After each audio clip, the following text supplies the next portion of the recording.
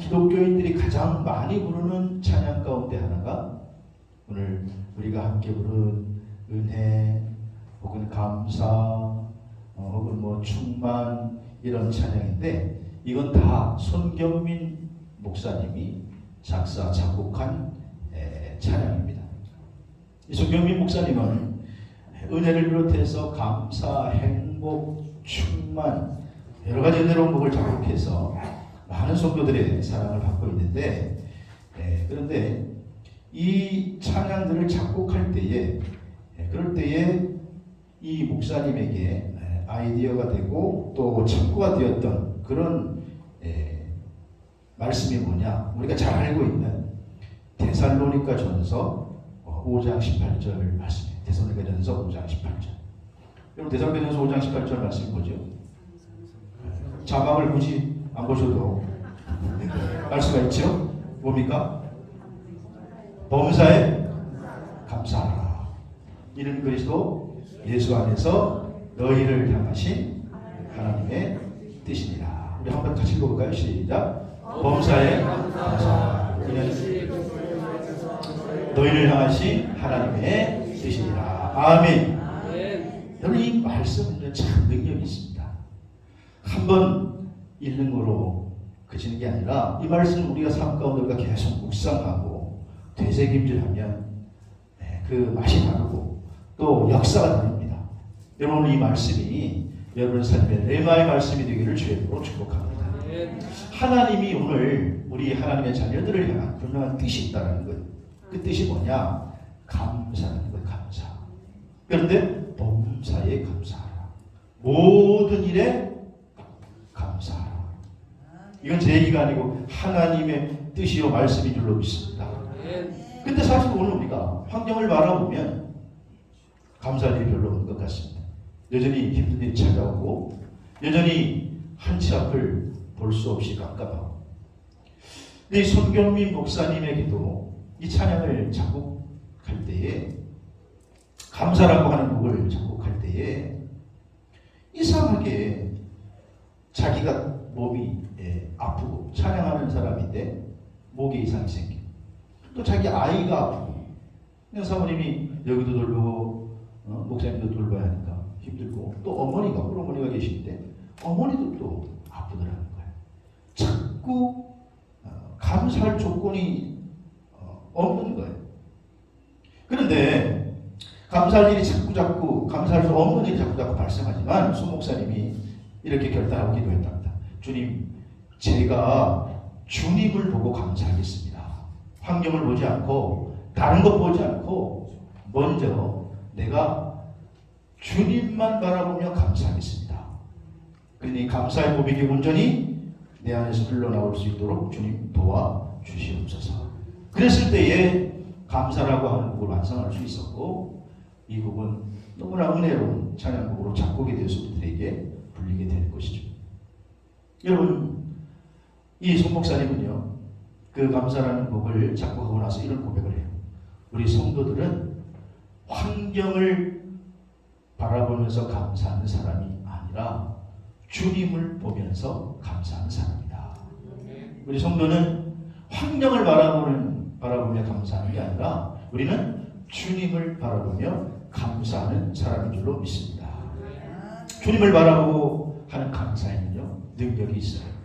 우리 주님을 바라보고 하는 감사에는 능력이 있어서 환경이 어떠하든지 우리가 주님을 집중적으로 바라보고 묵상할 때 우리 안에 감사할 수 있는 여력이 새록새록 생기게 될 줄로 믿습니다. 오늘 우리는 본문 이사야 12장을 봤는데, 이사야서의 전체 주제는, 이건 선지서이기 때문에, 예언서이기 때문에 심판과 구원입니다. 하나님이 대선지자 이사야를 통해서 지금 유다 백성들에게 예언되어 있는 그러한 심판과 구원에 대한 내용인데, 1장에서부터 12장까지는 서론 부분이니까 서론 부분의 결말로서 오늘 본문은 짧지만 찬송하는 감사시로 되어 있습니다. 오늘 본문은 장차 이사야를 통해서 주신 구원의 날, 구원의 약속이 이루어지는 날 우리가 하나님께 드릴 감사의 찬송에 해당되는 부분이 본문의 말씀입니다. 그래서 오늘 본문 말씀을 통해서 이사야의 감사라고 하는 제목으로 은혜를 나누고자 하는데, 오늘 이사야의 감사는 뭐냐? 첫 번째로 진노를 거두어 가심, 우리에게 진노를 거두어 가심을 감사해야 될 줄로 믿습니다. 오늘 1절에 여호와여 주께서 전에는 내게 노하셨으나 이제는 주의 진노가 어떻게 해요? 돌아섰고, 주의 진노가 돌아섰다. 오늘 이 말씀을 문자적으로 그대로 해석하면 당신의 분노가 돌아갈 것입니다. 돌아서 갈 것입니다. 자, 여기에서 돌아섰고, 이제는 돌아섰고라고 하는 아초라고 하는 아쇼라고 하는 히브리어 원어의 의미는 되돌아가다 라는 뜻으로 지금 이게 동사 미완료형이에요. 무슨 말인가 하면 여러분, 죄는 당연히 죄를 지은 죄인에게 돌아와야 마땅하죠. 원래 죄의 싹은 사망이고 죄는 죄를 지은 죄인에게로 돌아가야 되는 것인데, 그런데 이 죄에 대한 진노가 우리에게로 온 것이 아니라 우리에게로 돌아섰다. 하나님의 진노가 죄인에게서부터 돌이켰다. 진노가 다른 데로 갔다라는 거예요. 그럼 그 진노가 어디로 갔느냐? 그 진노가 메시아이신 그리스도에게로 갔다라는 거예요. 아, 그렇구나. 죄에 대한 대가가, 하나님의 진노가 당연히 우리에게 와야 하는데 이것이 돌이켰구나 라고 하는 것을 깨달은 이사야는 오늘 진노할 우리에게 진노를 돌이키신 그 하나님을 감사하며 찬양하고 있다라고 하는 것입니다. 그래서 이사야는 이것을 가지고 하나님 앞에 지금 믿음으로 감사하고 자기 백성에게 감사해야 한다, 그렇게 증거하고 있는 것입니다. 요한복음 3장 17절에도 하나님이 그 아들 세상에 보내시고 세상을 심판하려 하심이 아니요 그로 말미암아 세상을 구원을 받게 하려 하심이라, 이렇게 말씀합니다. 사랑하는 성도 여러분, 우리가 사실 본질적으로는 우리가 죄의 자녀, 진노의 자식이었는데 오늘 하나님의 은혜로 구속의 십자가의 은혜로 진노를 거두어 주심을 감사하기를 주의 이름으로 축원합니다. 이사야는 지금 그걸 깨닫고 하나님께 진노를 거두어 가심을 감사하고 있다는 거예요. 시편 85편 우리가 잘 아는 남유다의 멸망과 함께 이방 땅에 포로로 가 있던 이스라엘 백성들이 고국으로 돌아온 것을 감사한대요. 시편 85편 1절에 보면 여호와 주께서 주의 땅에 은혜를 베푸사 야곱의 포로된 자들을 돌아오게 하셨다. 이방 땅에서 포로된 이스라엘 백성들을 돌아오게 하셨다. 지금 그들이요, 머나먼 이방 바벨론에 포로로 잡혀 있어요. 돌아올 수 없는 상황이에요. 나라가 망했어요. 완전히 황폐하게 됐어요. 이제는 끝났어요. 그런데 그 나라를 회복하는 것은 인간의 상식으로 도저히 불가능한데 하나님께서는 페르시아 고레스라고 하는 왕의 마음을 움직이셔서 이스라엘 백성들을 나라가 망한 지 포로된 지 70년 만에 고국으로 돌아올 수 있도록 역사해 주신 줄로 믿으시기 바랍니다. 무슨 말이냐? 내 생각으로는 도저히 불가능하고 내 생각으로는 저것이 안 된다고 생각할지라도 하나님이 개입하시면 지금도 이런 역사는 나타나게 될 줄로 믿습니다. 그래서 이 바벨론의 포로 사건은 이스라엘 백성들에게 충격이었어요. 야, 이런 일이 있구나. 하나님이 살아계시구나. 그는요, 출애굽 이후에 이런 놀라운 하나님의 역사를 경험하게 된 것에 대해서 감사하면서, 그래서 뭐라고 고백하느냐? 시편 85편 3절에 보니까 주께서 모든 분노를 거두시고 주의 진노를 어떻게 돌이키셨다. 그래서 그것에 대해서 감사하고 있다는 거예요. 여러분, 우리 인생에는 사실 커다란 염려 두 가지가 있죠. 하나는 우리가 살아온 과거를 바꿀 수 없다. 여러분, 인생을 이제 좀 살다 보면 저도 그런 말할 자격이 되나 모르겠는데, 그때는 내가 그때 옛날에 그러지 말았어야 되는데, 아유, 내가 그때 왜 그랬을까? 네? 그때 그걸 내가 선택하지 말았어야 되는데 그걸 내가 왜 그랬을까? 거기서 빠져나오고 싶죠, 그 과거에서. 그런데 빠져나올 도리가 없어서 우리는 지금 염려하게 돼요. 또 인간의 또 하나의 염려는 뭡니까? 미래에 대한 염려. 우리가 미래 예측 가능하면 좋은데, 우리가 좀 미래를 좌지우지할 수 있으면 좋은데, 미래 운명을 내 마음대로 통제하고 싶은데 그 불가능한 일이죠. 그래서 우리는 인간적으로 그 두 가지의 바램 때문에 우리가 좌절해요. 고통스러운 과거를 없앨 수도 없고 앞으로의 미래를 우리가 어떤 일이 일어날지 모르니 통제할 수도 없고. 하지만 오늘 우리 인간의 깊은 염려에 대해서 우리 하나님께서 두 가지 대답을 주시는데, 첫째는 우리를 용서하심으로, 과거의 모든 것을 싹 잊어주심으로 재창조하시는 하나님의 은혜가 있는 줄로 믿으시기를 바랍니다. 우리 하나님은요, 과거는 이전 것은 지나갔으니 완전히 지나갔어요. 기억조차 아니하시는 줄로 믿으시기 바랍니다. 두 번째는 우리에게서 약속, 우리 하나님께서 약속하시고 그 약속을 지키심으로 우리의 미래를 통제해 주신다라는 거예요. 하나님은 지금도 마치 어머니가 더러운 아이의 얼굴을 저녁에 들어오면 싹 해서 깨끗하게 하듯이 우리의 과거를 깨끗하게 하시고 우리의 죄는 기억조차 아니하시는 그런 분인 줄로 믿습니다. 또한 우리의 미래도 하나님께서 약속의 말씀을 주셔서 그 말씀대로 살아갈 때에 하나님이 분명히 그 약속을 지키셔서 우리에게 미래를 보장해 주시는 줄로 믿으시기를 바랍니다. 그래서 오늘 이사야는 지금 예언하면서 지금 감사를 하나님께 드리고 있는데, 먼저 첫 번째 감사하는 것은 뭐냐? 하나님께서 진노를 거두어 주심을 감사하고 있다는 것. 오늘 이 감사가 저와 여러분의 감사가 되기를 주의 이름으로 축복합니다. 두 번째로 이사야의 감사는 뭐냐? 오늘 안위하여 주심을 감사하고 있다. 오늘 1절에 보니까 주께서 나를 안위하시오니 내가 주께 감사하겠나이다. 이렇게 고백해요. 이걸 문자적으로 해석을 하면 당신의 분노가 돌아갈 것입니다. 그런 의미.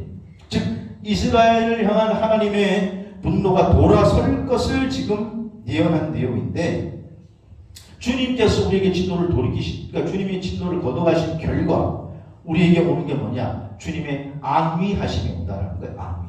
안위라고 하는 말은 무슨 말이냐? 사전적인 의미는 몸을 평안하게 하고 마음을 위로한다, 그런 뜻이. 그러니까 전능하신 하나님께서 우리를 안위해 주신다. 오늘 전능하신 하나님의 안위가 우리들 만나 성도들에게 임하셔서 여러분의 몸은 편안하고 마음은 위로와 평강으로 가득 차게 되기를 주의 이름으로 축복합니다.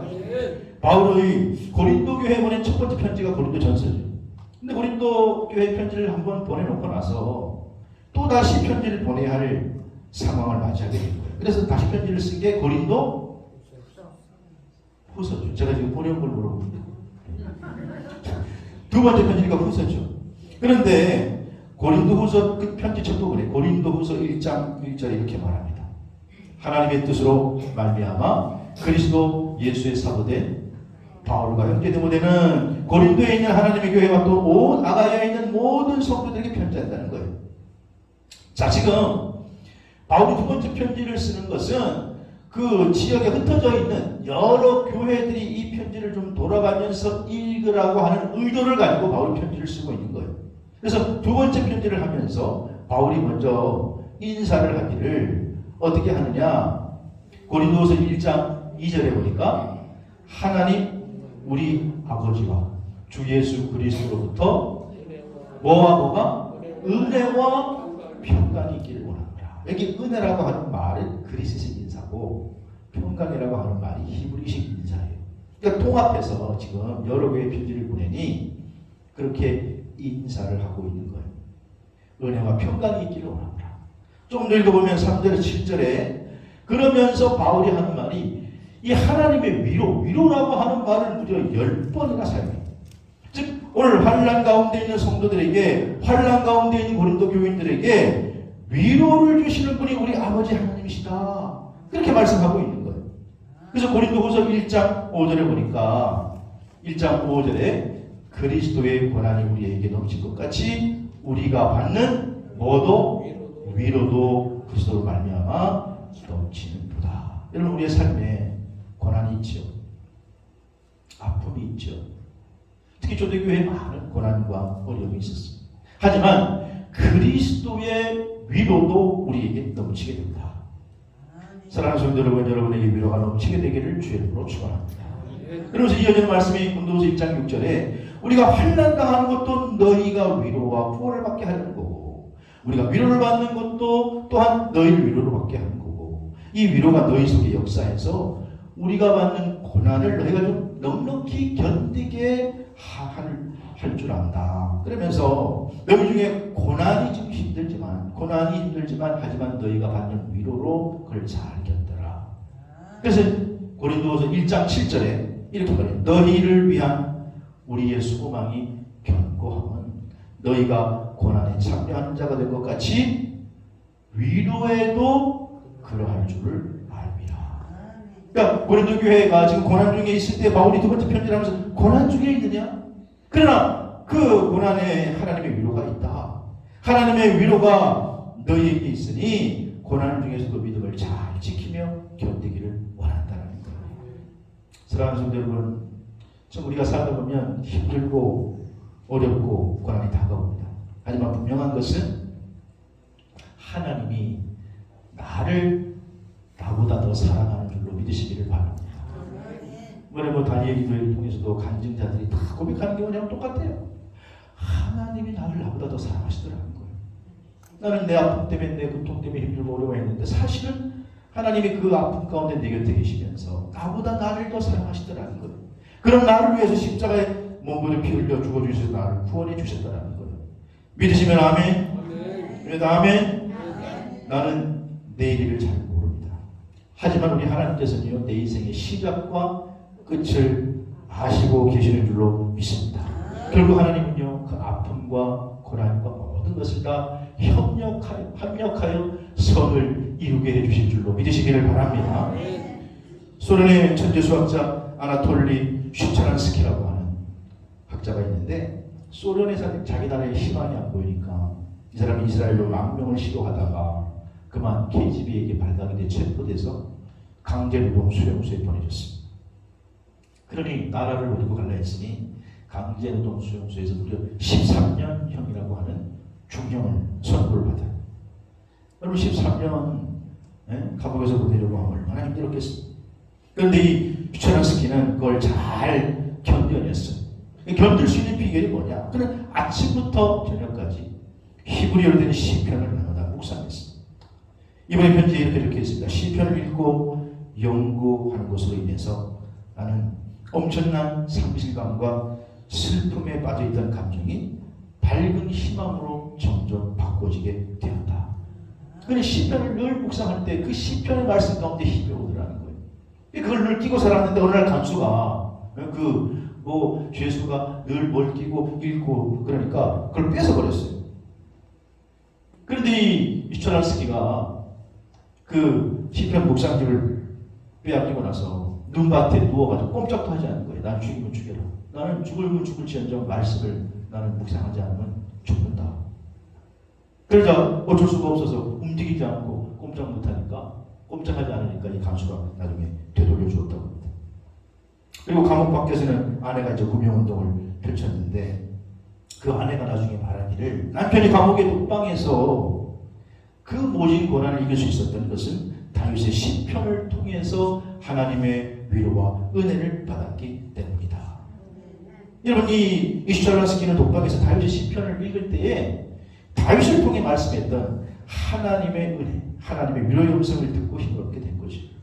여러분 한번 다윗의 인생을 우리가 살펴보면 그는 위대한 왕, 하나님 마음에 합한 자, 그에게는 항상 찬란한 닉네임이 붙습니다. 하지만 그의 일생을 보십시오. 그의 인생의 과정은 어쩌면 기쁨의 순간보다는 그는 절망하고 낙심하는 순간이 훨씬 더 많았습니다. 그는 늘 젊은 청년부터 쫓겨다니는 삶을 살았습니다. 목숨을 구걸하는 인생이었습니다. 그런데 다윗의 시편 가운데 우리가 볼 수 있는 것은 그러한 상황 속에서도 그는 늘 감사했다는 거예요. 왜냐하면 하나님 그를 위로해 주셨을 뿐만 아니라 그는 우리 아버지 하나님이 위로의 하나님이심을 믿었기 때문인 줄로 믿으시기 바랍니다. 그래서 그는 시편에 보면 이게 도대체 지금 죽을 위기에 빠져있는 사람인지, 도대체 어떤 형편이 있는지, 이거 궁전에서 잘 먹고 잘 살았을 때 쓴 시편이구나. 아니요. 한참을 알 수 없는 죽음의 문턱 가운데 가까이 있는 다윗이 뭐라고 고백합니까? 시편 23편에 여호와는 나의 목자시니 내게 부족함이 없으리로다. 그가 나를 푸른 초장에 누이시며 쉴만한 물가로 인도하시는도다. 내 영혼을 성생시키시고 자기의 눈을 위하여 의의 길로 인도하시는도다. 내가 사망의 음침한 골짜기를 다닐지라도 해를 두려워하지 않을 것을 주께서 나와 함께 하시니라. 여러분 이 말씀을 또 한 번만 읽고 아는 말씀이니까 그냥 지나가는 것과 이 말씀을 우리가 묵상한 것과는 달라요. 묵상이 뭐라 했어요? 제가 묵상. 말씀을 곱씹는 것. 곱씹어서 주물러 드리는 것. 여러분, 이 말씀을 되새김질하고 곱씹고 묵상할 때에 묵상하다 보면 말씀이 나를 지배하게 되고 말씀이 나를 다스리고 말씀이 나를 완전히 사로잡으면 그 말씀은 내게 능력이 될 줄로 믿습니다. 여러분, 인간의 행복과 불행은요, 요즘죠 우리 간증자들의 얘기를 들으면서도 어떻게 우리가 마음과 생각을 통제하느냐에 달려있는 거예요. 내 마음과 생각이 하나님 말씀으로 통제가 될 때는 우리는 환경을 초월하는 평안이 우리에게 넘치게 될 줄로 믿습니다. 그러나 사탄은 할 수만 있으면 우리의 마음과 생각 속에 들어와서 우리의 믿음을 자꾸 산산조각내고 흩어지게 하려고 하는 거예요. 그래서 성경은 잠언 4장 23절에 뭐라고 얘기합니까? 모든 지킬 만한 것 중에 더욱 내 마음을 지켜 내 생명의 근원이 이에서 남이니라. 사랑하는 성도 여러분, 하나님 말씀이 여러분 마음과 생각을 통치해서 환경을 초월하는 그런 이사야의 감사가 여러분에게 있게 되기를 주 이름으로 축원합니다. 세 번째로 오늘 이사야의 감사는 나의 힘이 되어 주시는 감사입니다. 오늘 본문 2절에 보니까 주 여호와는 나의 뭐예요? 나의 구원이시고 나의 힘이시다. 나의 힘이시며 나의 노래시며 나의 구원이시니라. 이사야가 지금 되돌아보니까 자기의 삶의 힘이 뭐였냐? 하나님이란 말이에요. 여러분, 여러분의 인생길의 힘이 뭡니까? 여러분이 가진 통장입니까? 여러분이 가진 권력입니까? 여러분의 자녀입니까? 하나님이 힘이 되기를 주의 이름으로 축복합니다. 이스라엘 백성들이 홍해바다를 건너서 그래서 그 놀라운 기적을 경험하면서 하나님을 찬양한 내용이 출애굽기 15장 2절에 있는데 거기 보면 여호와가 나의 힘이요 홍해바다를 건너게 한 그러한 그들이 제일 먼저 고백한 게 뭐냐? 야, 이거 하나님을 경험해보고 나니까 여호와가 나의 힘이시다는 거예요. 여기 나의 힘이라고 하는 힘이라는 오즈라고 하는 단어인데 이 단어는 초월적인 능력이에요. 하나님은 우리가 상상할 수 없는 초월적인 능력을 가지신 분이시구나. 그래서 시편 기자도 시편 46편 1절에 여호와가 우리의 피난처시고 우리의 힘이시라고 고백하는 거예요. 하박국 선지자도 하박국 3장 19절에 지금 나라는 지금 망해가는 것 같은데 이런 어려움을 당하는 것 같은데 그 가운데 하나님을 경험하고 났더니 두려워하지 않으면서 뭐라고 얘기합니까? 주 여호와는 나의 힘이시라. 나의 발을 사슴과 같게 하사 나를 높은 곳에 다니게 하시리로다. 오늘 힘든 분들, 앞에 보이지 않는 분들, 이 믿음의 선진들의 고백을 기억하고 여호와가 나의 힘이 되심을 인정할 때 이것이 여러분의 능력이 될 줄로 믿습니다. 시편 18편은요 다윗이 감사의 시예요. 수없는 고난을 겪은 다윗이 수없이 전쟁을 치는 다윗이 하나님께 고백하고 있는 게 시편 18편인데 여러분, 전쟁이라고 하면 지금도 우리가 좀 우크라이나 전쟁 중에 있습니다만 우리는 멀리 떨어져 있으니까 그저 그렇게 보일지 몰라도 전쟁을 지금 겪고 있는 사람들은 전쟁은 뭐예요? 생명이 왔다 갔다 하는 거예요. 지금 생사가 왔다 갔다 하는 거예요. 한순간에 죽고 살게 결정되는 생명이 왔다 갔다 하는 그 순간에 다윗이요 하나님의 도우심을 고백하며 시편 18편 1절에 나의 힘이신 여호와여 내가 주를 사랑합니다. 이 고백은 그냥 가만히 앉아서 하는 고백이 아니에요. 관념적인 고백이 아니고 책상머리에 앉아서 하는 이념적인 고백이 아니고 그는 실제 깊은 생활 속에서 하나님을 경험하게 됐을 때에 10편 18편 1절에 이렇게 고백하는 거예요. 우리 한번 다 같이 볼까요? 시작. 나의 힘이신 여호와여 내가 주를 사랑합니다. 아멘. 그리고 2절에 그는 또 구체적으로 나의 반석이시고 나의 요새시고 그는 나를 던지시는 이시고 나의 바위시고 방패시고 구원의 뿌리시고 삼성이시로다. 쫓겨다니는 생활 속에 망명자의 생활 속에 하나님이 나의 반석이었다는 거예요. 나의 피난처였다는 거예요. 여러분, 오늘 힘들고 어려운 삶 가운데도 이 다윗이 고백한 이 하나님, 지금 여기에서 다윗이 고백한 나의 하나님은요 사실 이 히브리어로 뭐라고 되어 있냐? 옌 엘로힘. 창세기 1장 1절에 태초에 하나님이 천지를 창조하십니다. 천지를 창조하신 하나님을 히브리어로 엘로힘이라고 하는데 다윗은 천지를 창조한 그 하나님이 나의 하나님이요 나의 힘이 되시면 인생은 끝났습니다. 그래서 나는 지금 깊은 수렁 가운데 있을지라도 그 하나님을 인정하고 고백합니다. 여러분, 어려운 상황 가운데 있습니까? 힘이 되신 여호와를 의지하고 그분의 손에 붙들려 승리하시기를 주의 이름으로 축원합니다. 스티븐 도나우슈타이어라고 하는 사람이 쓴 사막을 건너는 6가지 방법이라는 책이 있습니다. 거기 보면 자동차가 사막을 건너려고 할 때 어떻게 해야 되느냐. 여러분 자동차가 사막을 어떻게 건너야 할까요? 자동차가 사막을 건너려면 타이어에 공기를 좀 빼서 차의 높이를 낮춰야 한다는 거. 아주 재미있는 책인데 그래야 차의 그 부피가 이렇게 이 부피가 넓어져서 그래서 사막을 건널 수 있다는 거예요. 만약에 자동차 타이어에 바람을 빵빵하게 넣는다면 그 가지고는 모래 빠지면 건너갈 수가 없다는 거예요. 그 타이어에 바람을 빼야 그래야 그 표면이 넓어져 가지고 통과를 하는데 그냥 모래밭에도 술렁술렁 이렇게 넘어갈 수 있다는 거예요. 힘을 빼야 바람을 빼야. 근데 여러분 우리 인생도 마찬가지예요. 우리 인생도 좀 바람을 빼야 돼.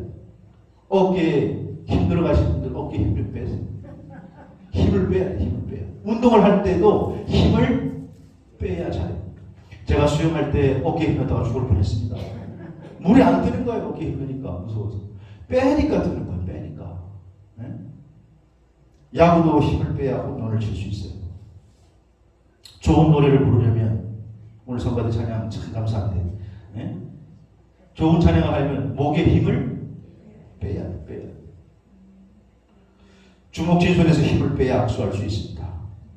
그래서 손바닥에 손바닥을 우리가 펴는 순간에 손바닥이 모아놓은 공간을 만날 수 있고 힘을 빼는 순간 악수할 수 있다는 거예요. 여러분 우리 인생 가운데 힘이 들어가 있으면요 내가 능력이 많은 것처럼 착각하고 그러면 교만하기 쉽다는 거예요. 그리고 그러다 보면 누가 유혹을 해도 유혹의 자리에 쉽게 빠질 수가 있습니다. 그래서 하나님은 때때로 우리에게 힘을 주시는 분이기도 하지만은 때때로 힘을 빼는 분이기도 하세요. 주시는 것도 은혜요, 빼는 것도 은혜인 줄로 믿습니다. 사랑 사도 바울이 기도했다고 그러잖아요. 자기에게 육체의 가시가 있어서 그 육체의 가시가 성서학자들이 뭐 간질이라고 하고 눈에 안질이라고 얘기하는데 근데 세 번이나 기도했는데 하나님께서 뭐라고 하시냐. 고린도후서 12장부터 보니까 내 은혜가 내게 뭐예요? 족하다는 거예요. 바울에게서 힘을 빼는 거예요. 만약에 힘만 뺐으면 바울이 아마 우상화됐을 때 우상화. 그래서 겸손해지기 위해서 하나님께서 바울에게서 힘을 빼시는 거예요. 오늘 이사야의 고백. 하나님 나의 힘이시라. 하나님 때로 우리에게 힘을 주시기도 하고 그래서 하나님 이기기도 하시지만은 때로는 교만할까봐 힘을 빼시기도 하세요. 그러나 주시는 것도 은혜요 빼시는 것도 은혜인 줄로 믿습니다. 오늘 이사야가 고백했던 그 감사의 내용을 마음에 되새기면서 하나님께서 먼저 우리가 죽을 수밖에 없는 죄인이었는데 그 죄의 진노를 거두어 가심을 감사하고 진노 대신에 우리를 위로해 주심을 감사하고 험난한 인생길의 승리자가 되기 위해서 나의 힘이 되신 여호와를 감사하고 노래할 때 이사야의 감사가 우리 감사가 되어서 나그네 인생길의 멋진 승리자가 되시기를 주의 이름으로 축원합니다.